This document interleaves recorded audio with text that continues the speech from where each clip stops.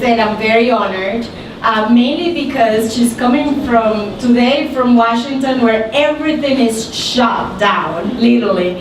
And another thing is, one of the few people that I've seen are proactive on social media, proactive when it comes to reaching out to our communities, to our familia, really has been Commissioner Rosenworcester. Is that how you say it? Sorry. So thank you so much. Thank you so much, Anna, for having me here today. This is super exciting. I feel like I want to pitch something, but I'm from Washington, so I'm probably going to pitch some policy. If I could continue, I'd say that it's something you should all be invested in too, because the future matters, and I think everyone in this room should be a part of it. But rather than start with everything that's deep and big about entrepreneurship, diversity, education, and technology, I want to start small, and I want to tell you a story. You might know this story, but if you don't, I think you're going to really like it. All right, so imagine Phoenix in Arizona with Arizona's in the house. Camelback Mountain in the distance. Now, in the middle of the last century, developers built small and inexpensive homes in West Phoenix, just outside the city. Now, over years, the population changed. And as the city spread further and further out to new patches of dry land, immigrants from Mexico and other parts of Latin America, they moved in, and they made West Phoenix their own. So, by a decade or so ago, the students who attended school in West Phoenix were predominantly the Spanish-speaking children of immigrants. They poured in and out of this school called Carl Hayden Community High School on West Roosevelt Avenue every day, making their way past school security forces.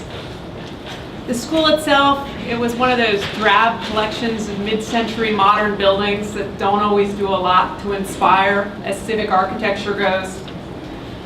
But you know, appearances, they can be deceiving, because there was something really inspiring that happened in these halls. It started when just 2 teachers decided to post flyers around the school offering to sponsor students in a national underwater robotics competition. Think about that, in landlocked Phoenix, no less. 4 students, they showed up for that first meeting. They were not necessarily honors students. English was, by and large, not their first language. And at home, they lived in trailers, sheds, and one of them at least, a room without electricity. But they showed up. And with the help of their teachers, they got to work. They studied, they called experts. Their budget were small, and so were expectations. They built a robot with PVC pipe, joysticks from video games, and a battery system in a waterproof case. And they held key parts of it together with rubber glue that was off the shelf from the hardware store. In fact, the fumes from that glue, they were so strong, when it came time to give this robot a name, they christened it Stinky. So the students practiced with Stinky in a scuba training pool in downtown Phoenix. And in time, they could get their design to buzz through the water and respond effectively to commands. The teachers were extraordinarily proud, but they were a little unsure how their team was going to fare against well-financed teams from schools across the country. Nonetheless, they crossed their fingers, they put the device and the robot in the back of a truck and drove 7 hours to Santa Barbara, where the national competition was held. Okay, so let's review. We have 4 Mexican-American teenagers from Arizona. English is not their first language. They show up at this national competition in a truck. They're decked out wearing a bit of bling, and they've got those wispy adolescent mustaches. They have a robot named Stinky, and they built it with PVC pipe from Home Depot. All right, let's go over their competition. Well-funded collegiate and some high school teams with sleek, expertly welded metal robots. The team from MIT even had a corporate sponsor in ExxonMobil. Other teams had PowerPoint presentations and extensive backgrounds in STEM, science, technology, engineering, and math. Okay, so the team from Carl Hayden had guts and animo. And one by one, the teams lowered their robots into the pool. They performed a series of tasks. They were grilled by engineering experts. But in the end, no team could match Stinky's agility. So after 3 days of competition, the students from West Phoenix won the grand prize. They beat students from schools across the country, including MIT. They were 4 teenagers who were just looking for something safe to do after school in West Phoenix. And they proved to be among the smartest engineers in the country. So I love this story. I hope you do too. And I first found it years ago in an account in Wired magazine by Josh Davis. And if you're familiar with it, it might be because it was the subject of a documentary that was released just this past summer called Underwater Dreams, which is terrific. Because it's a story that reminds us of the potential all of our students have, no matter who they are, where they live, or where they go to school. So, let's keep that in mind and talk about some statistics. Across the country, 1 in 4 public elementary students is Latino. That number's growing because the US Census Bureau projects that in about 2 decades, Latinos will be 1/3 of the nation's school-aged children. And those numbers matter because we have to close what educators call the Latino achievement gap. In fact, according to the Department of Education, Latino students on average lag roughly 2 grade levels behind their counterparts in reading and math exams. Their graduation rates lag in all but 2 states, and the gap, logically, is even greater for students who are Latino and English language learners. So, that's a big reason those students from West Phoenix surprise and delight. But I think we need to close this gap because it flat out should not be unusual that a group of students like that win robotics competitions. And it shouldn't be unusual for the entrepreneurs behind the latest startup to be Latino. That's not just a matter of equity, it's a matter of global competitiveness. Because knowledge, jobs, and capital, they're migrating to the places in this country and in this world where the students have STEM skills. And already 50% of the jobs in the economy today require some level of digital skill. By the end of the decade, that number is 77%. And yet somehow we have a shortage of American students graduating in STEM fields. And among Latino students, that shortage is even more acute. So, it comes down to this. If we leave broad swaths of our nation's students behind, if we fail to harness their human capital, we're going into this global economic fight with one hand tied behind our back. So, what can we do about it? What can an FCC commissioner do about it? Those are good questions. I think the truth is we have to start somewhere. And I think a good place to start right now for the current generation and the next generation is to make sure we have really high-speed broadband service in every school in this country.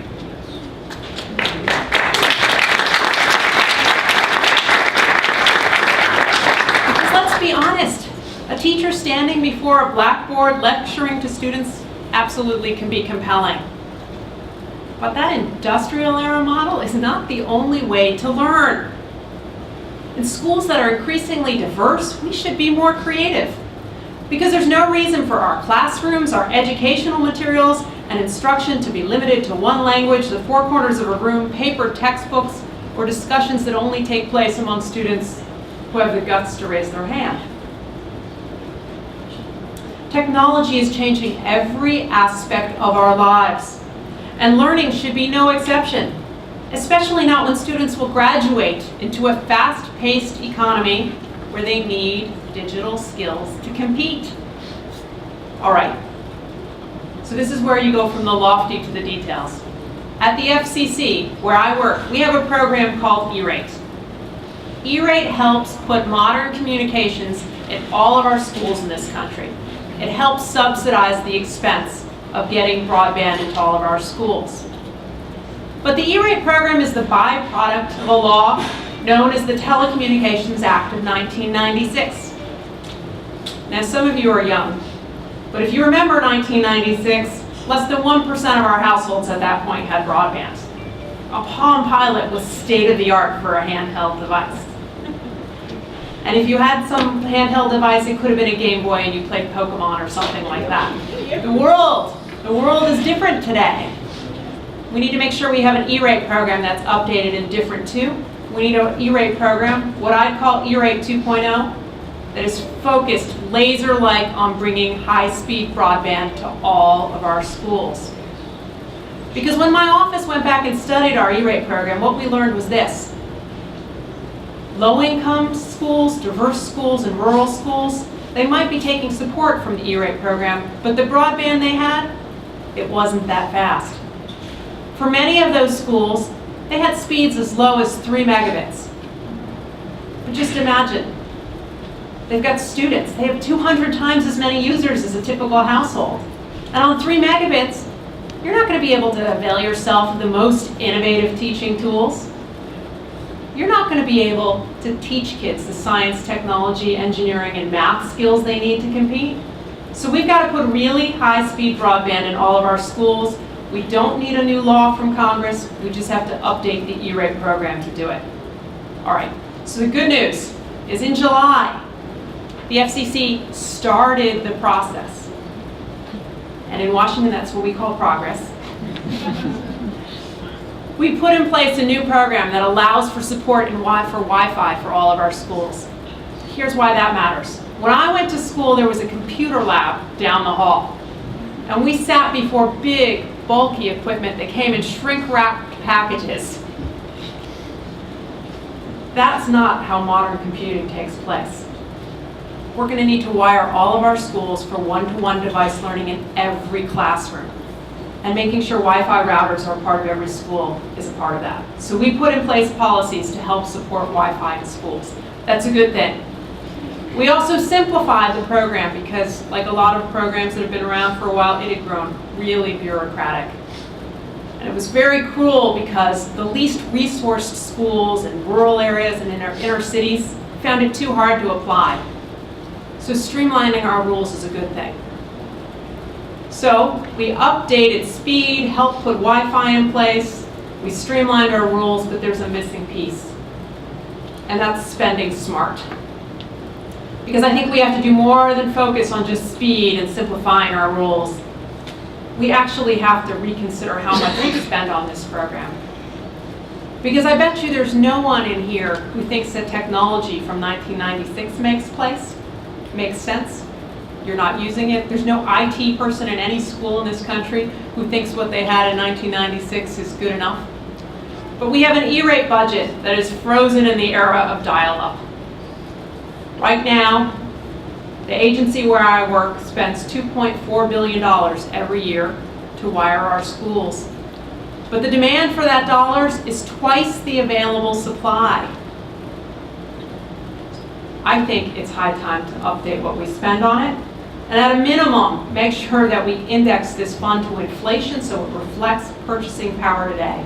Again, we cannot educate the next generation for the digital skills they need with an IT budget frozen in the era of dial-up. So that's the next stage.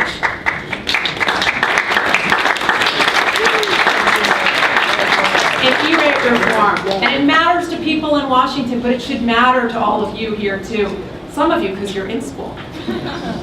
But for the rest of you who care about educating the future participants in job markets and the economy, getting this program up to speed and spending what we need to spend is vitally important. And obviously I feel some urgency about this. And I think that we can do more if people start pressuring us to do more. But again, school is not the only problem. Home matters too. Because studies show that 7 in 10 teachers now assign homework that requires some level of broadband or internet access. Yes. We don't have to do a survey, see? You're validating me right here, yes. All right, but here's another fact. 1 in 3 households do not subscribe to broadband at any speed, citing expense, lack of computing skill, lack of relevance, lack of interest. And for Latinos, that number is even greater, because our studies show that about half lack broadband access at home. Now, this is a gap that needs our attention. We talk a lot about the digital divide or digital gap. This one I want to call the homework gap. Think about what it means to be a student in one of those households. It means just getting schoolwork done is hard. It means applying for a scholarship is challenging. And while Latinos are adopting smartphones with internet access at higher rates, they are absolutely over-indexed when it comes to watching video on smartphones and accessing the web on smartphones. Let me submit to you that right now, a phone is not how you want to type a paper, apply for a job, or further your education. So if we want to think big about changing the face of digital content creation in this country, about changing the range of services available in the applications economy, about bringing a more diverse community into the innovation economy, we're going to have to think about programs that support broadband for students not only in school through E-rate, but also at home. So, the good news is there are innovative programs in place across the country to help do this, and we need to learn from them in Washington. But at the same time, we have another program at the FCC. So when I'm done with E-rate, this is where we're moving next. We have a Lifeline program that helps low-income households get phone service today. It's a good and important program. It helps about 14 million low-income households. But we could modernize it. So it just provides every household with the choice of using that subsidy for broadband or voice service. Think about how many more students that could help in low-income households and how it could help us close that homework gap.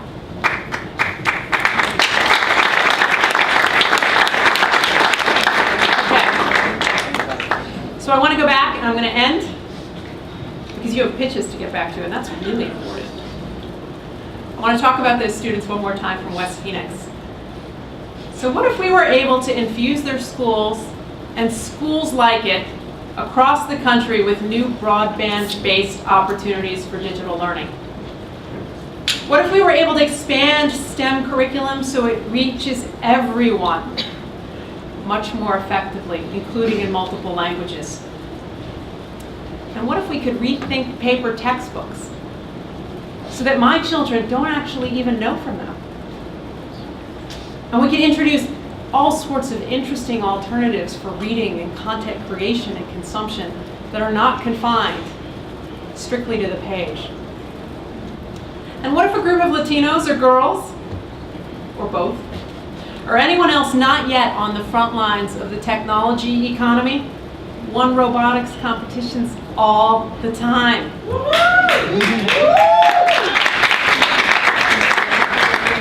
What if that wasn't unusual? What if you all just turned up your noses at the story I just told you because it was so common? I think that's something we should be fighting for. And as a policymaker and a parent, I hope you'll come and join me in that fight. Thanks.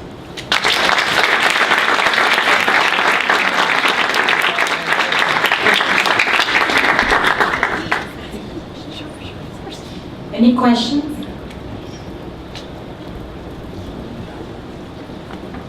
So how should we be applying this pressure to get these things changed? It's almost like I planted that question. We have an open proceeding at the FCC, which is fancy regulatory speak for saying we're asking the public for commentary on some of these ideas. Now, they're not easy to digest, but I don't think people should have to hire a lobbyist in Washington or a $500 an hour lawyer to participate. And I actually think it's vitally important that teachers, school administrators, and students write us letters. Because wouldn't it be terrific if we put that in our record? And that when I go to Congress and I have to testify and talk about the importance of this program, I'm not just citing big technology companies, no offense to where we're standing right now, but actually citing the people who work in schools and think about how we're going to educate the next generation. So I have an advisor in my office, Priscilla Delgado Argeris, who's standing in the back, who is fantastic and is someone who would absolutely help make sure that any input you have gets put in our formal and official record. Any other questions?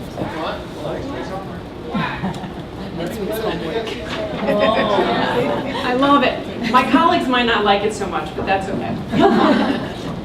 I think with a little bit of noise, we can get things done.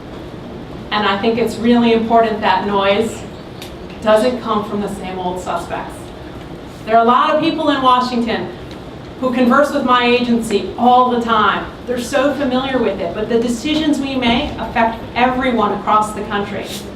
And when it comes to putting broadband in all of our schools, it's all about the next generation, and I think they should have a voice in this proceeding too. Commissioner, thank you very much for being here and for respecting the relevance of Latinos, especially in tech, so thank you very much.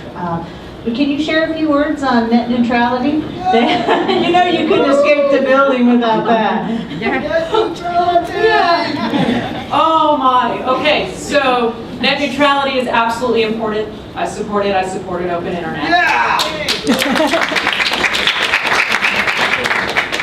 We are in a difficult legal position right now at the agency. We had in place some fairly good rules that supported network neutrality, that required providers to be transparent about their traffic practices online. They precluded providers from blocking lawful websites or services, and they required reasonable network management in how packets are moved through the web. The problem we face is that we got a court decision last January that handed a lot of those rules back to us. So we are combing through comments, looking at the law, trying to figure out how to rebuild the open internet and network neutrality platform we had before. We're hearing from big Silicon Valley companies, enormous internet service providers, but here's what's really neat. We're hearing from the American public in droves. We have more than 3 million comments that have been filed as of just yesterday at the FCC. And I think that's terrific. And I think it's a commentary on how important internet services, the web, and digital life is to just about everyone in this country. I don't think it's going to be easy to reconstruct what we had before, but I know that my colleagues are spending a lot of time combing through that material, and we're trying to find a way forward. I certainly support network neutrality and open internet, and I will continue to do that at the agency.